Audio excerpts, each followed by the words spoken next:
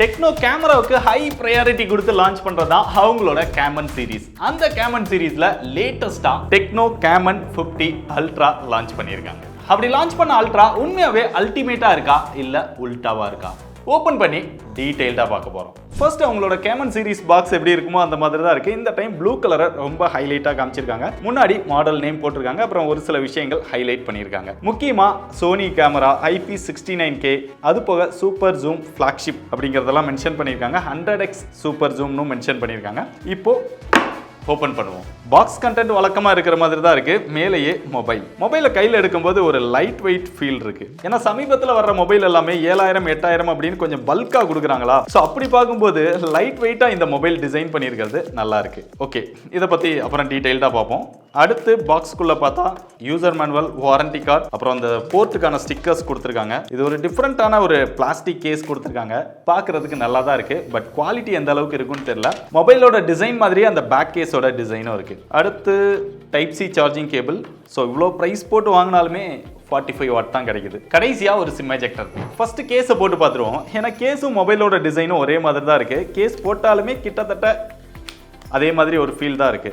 Case போட்டாலுமே நல்லா தான் இருக்கு. ஏன்னா அந்த கேஸ் போட்டிருக்கிறோம் அப்படிங்கிற ஒரு ஃபீலே தெரியாத அளவுக்கு அதை டிசைன் பண்ணியிருக்காங்க. அது ரொம்பவே பெர்ஃபெக்ட்டா ஃபிட் ஆகுது. ஆனால் கையில் பிடிக்கும்போது அந்த கேஸ் வந்து அந்த அளவுக்கு ஒரு ப்ரீமியமான ஃபீல் கொடுக்கல. அப்படியே மொபைலோட ரியர் டிசைனுக்கு வந்தா நல்ல ஒரு ப்ரீமியமான டிசைன் கொடுத்துருக்காங்க. டிசைன் பார்த்த உடனே நம்மள ரொம்பவே இம்ப்ரெஸ் பண்ணுது. டெக்னோவா இப்படிலாம் டிசைன் பண்ணியிருக்காங்க அப்படின்னு நமக்கு தோண வைக்குது. கீழே பார்த்தோம் அப்படின்னா அந்த டெக்னோவோட பிராண்டிங் கொடுத்துருக்காங்க, கேமன் அப்படின்னு. மேலே வந்து ஒரு சின்ன பம்ப் கொடுத்து அது மேலே கேமராஸ் வந்து பிளேஸ் பண்ணியிருக்காங்க. பட் அந்த பம்ப் வந்து ரொம்பவே ஹைட்டா இருக்கிற மாதிரி ஒரு ஃபீல் இருக்கு. பின்னாடி நல்லா ஷைனிங்கா தான் இருக்கு. ஆனா தொட்டோம் அப்படின்னா அந்த ஃபிங்கர் பிரிண்ட் கேப்சர் ஆகுறது அந்த மாதிரியான ப்ராப்ளம் கிடையாது. சைடுல எல்லாமே இப்போ பொதுவா எல்லாமே ஃபிளாட்டான டிசைன் தான் கொடுக்குறாங்க. பட் இங்க ஒரு கர்வான டிசைன் வந்து கொடுத்துருக்காங்க.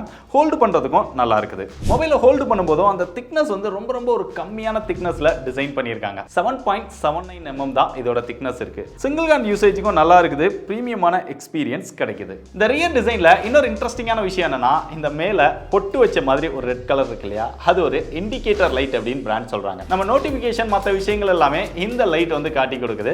இந்த லைட்டை வச்சு கேமரா ரெக்கார்ட் ஆயிட்டு இருக்குது, இல்ல கால் வந்திருக்கு, இல்ல நோட்டிபிகேஷன் வந்திருக்குன்னு நிறைய விஷயங்களை நம்ம பார்த்துக்க முடியுது. எது வேணும் வேண்டாங்கிறத செட்டிங்ஸ்ல போய் நம்ம கஸ்டமைஸ் பண்ணிக்கவும் முடியுது. அப்படியே ஃப்ரண்ட் சைடு வந்தோம் அப்படின்னா நல்ல ஒரு ஃபுல் வியூ டிஸ்ப்ளே கொடுத்துருக்காங்க. ரீசெண்ட் டைம்ல பார்த்தோம் அப்படின்னா நிறைய வாட்டர் டிராப் நாட்ச் டெயில், அதுபோக பெசல்ஸ் எல்லாம் பெருசா இருக்கிற மாதிரியான டிஸ்ப்ளே இருக்கதான் நிறைய மொபைல்ஸ் பார்த்தோம். பட் இது வந்து லைட்டா இங்க கர்வ்டு டிஸ்ப்ளே மாதிரி கொடுத்து ஒரு ஃபுல்லா நமக்கு ஒரு வியூ எக்ஸ்பீரியன்ஸ் கிடைக்கிற மாதிரி இந்த டிஸ்ப்ளே கொடுத்திருக்காங்க. இதுவுமே 1.5K Pro XDR AMOLED display கொடுத்திருக்காங்க. டிஸ்ப்ளேயோட எக்ஸ்பீரியன்ஸ் நல்லா இருக்குது. அந்த கலர்ஸ், வியூவிங் எக்ஸ்பீரியன்ஸ், லுக்ஸ் இதெல்லாமே நல்லா இருக்குது. முக்கியமா அந்த ஸ்மூத்னஸ், ஒரு நல்ல எக்ஸ்பீரியன்ஸ் கிடைக்குது. அது காரணமே 144 Hz ரெஃப்ரெஷ் ரேட் கொடுத்திருக்காங்க. இன்டோர்ல யூஸ் பண்ணும்போதும் சரி, இல்ல அவுட்டோர்ல டைரக்ட் சன்லைட்ல யூஸ் பண்ணும்போதும் சரி, நல்ல பிரைட்டரான டிஸ்ப்ளேவா இதோட எக்ஸ்பீரியன்ஸ் இருக்கு. 4500 nits பீக் பிரைட்னஸா இருக்குது.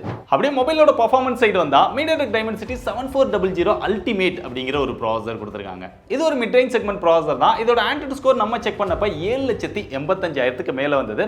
CPU த்ரோட்டில் டெஸ்ட் இதெல்லாம் டெஸ்ட் பண்ணி பார்த்தோம். 83% வரைக்கும் இதோட பெர்ஃபார்மன்ஸ் யூஸ் பண்ணுது. பெருசா த்ரோட்டில் இஷ்யூ இந்த மொபைல்ல இல்ல. கேமிங் எக்ஸ்பீரியன்ஸ்மே BGMI இதெல்லாம் ப்ளே பண்ணி பார்த்தோம். 90 FPS-ல நல்ல ஒரு ஸ்மூத்தான கேமிங் எக்ஸ்பீரியன்ஸ் கிடைக்குது. சோ நீங்க கேமர்ஸா இருந்து ஹெவியா கேம் ப்ளே பண்ணாலுமே உங்களுக்கு ஒரு நல்ல எக்ஸ்பீரியன்ஸ் இதுல கிடைக்கும். பெருசா ஃப்ரேம் டிராப்போ லாகோ நாங்க ஃபீல் பண்ணல. கேமன் சீரிஸ் அப்படினாலே கேமரா தான் ஹை பிரையாரிட்டி. அந்த மாதிரி இதுல கேமராவுக்கு பெரிய அளவுல பிரையாரிட்டி கொடுத்திருக்காங்க. இங்க பிரைமரி சென்சாரா 50 மெகாபிக்சல் சோனியோட LYT700 அப்படிங்கிற ஒரு சென்சார் கொடுத்திருக்காங்க. OIS சப்போர்ட்டும் இருக்கு. சரி, செகண்டரி சென்சாரா எதுவுமே இருக்காது அப்படின்னு பார்த்தா, ஆனா இங்க செகண்டரி சென்சாராவும் 50 மெகாபிக்சல்ல டெலிஃபோட்டோ லென்ஸ் கொடுத்திருக்காங்க. அதுவும் 3x ஆப்டிகல் ஜூம் இருக்கு, 120x டிஜிட்டல் ஜூம் சப்போர்ட்டும் இருக்கு. மூணாவதா 8 மெகாபிக்சல்ல அல்ட்ரா வைட் ஆங்கிள் சென்சாரும் கொடுத்திருக்காங்க. கேமராவோட பெர்ஃபார்மன்ஸ் அப்படின்னு பார்த்தா, அவுட்டோர்ல நல்ல லைட்டிங் கண்டிஷன்ஸ்ல எடுக்கும்போது போட்டோஸ்ல அந்த கிளாரிட்டி, டீடைல் வந்து நல்லா இருக்கு. பட் ஸ்கின் டோனோட கலர்ஸ் வந்து ரொம்ப நேச்சுரலா எடுத்து தருது. அது இன்னும் கொஞ்சம் பெட்டரா இருந்திருக்கலாம் அப்படின்னு தான் தோணுது. சேச்சுரேஷன் அண்ட் கான்ட்ராஸ்ட் வந்து கொஞ்சம் கம்மியா இருக்கிற மாதிரி ஒரு ஃபீல் இருக்கு. அந்த போர்ட்ரேட் ஷாட்லமே அந்த எட்ஜ் டிடெக்ஷன் எல்லாமே கொஞ்சம் பெட்டராவே இருக்குது. ஒரு சில இடங்கள்ல ரொம்ப மைன்யூட்டா செக் பண்ணா மட்டும் தான் அந்த எட்ஜ் டிடெக்ஷன் மிஸ் ஆகுது.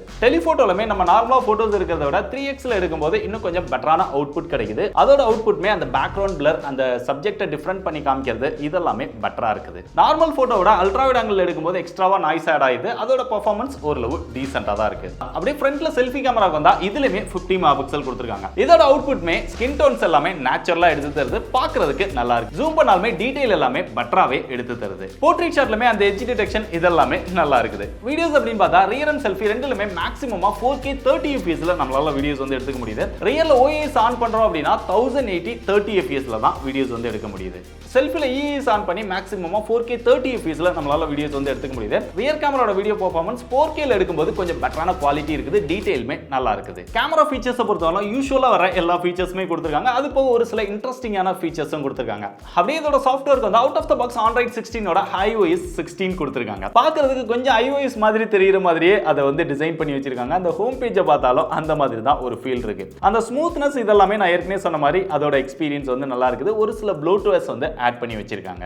மற்றபடி பொதுவாக டெக்னோ மொபைல்ஸ்ல பெருசா அந்த அப்டேட் வந்து கன்ஃபார்ம் பண்ண மாட்டாங்க. ஆனா இந்த மொபைலுக்கு 3 OS அப்டேட் கொடுப்போம் அப்படிங்கறத பிராண்ட் அஃபிஷியலா கன்ஃபார்ம் பண்ணியிருக்காங்க. சோ எப்படி பார்த்தாலுமே நமக்கு Android 19 வரைக்கும் இதுக்கு அப்டேட் கிடைக்குங்கிறது ஒரு பிளஸ். மொபைல் இவ்வளவு ஸ்லிம்மா இருந்தாலுமே இதுல 6500 mAh அப்படிங்கிற ஒரு லார்ஜ் பேட்டரி கெபாசிட்டி இதுல கொடுத்திருக்காங்க. பட் ஃபாஸ்ட் சார்ஜிங் சப்போர்ட் தான் 45 வாட் அப்படிங்கிறது பத்தாது. இன்னும் கொஞ்சம் அவங்க பெட்டராவே கொடுத்திருந்திருக்கலாம் இவங்க லான்ச் பண்ண பிரைஸுக்கு. பேட்டரியோட பெர்ஃபார்மன்ஸ் எல்லாம் நம்ம ஷார்ட் டைமா செக் பண்ண வரைக்கும் நல்லா தான் இருந்தது. பெருசா இஷ்யூவோ எதுவுமே நம்ம நோட்டீஸ் பண்ணல.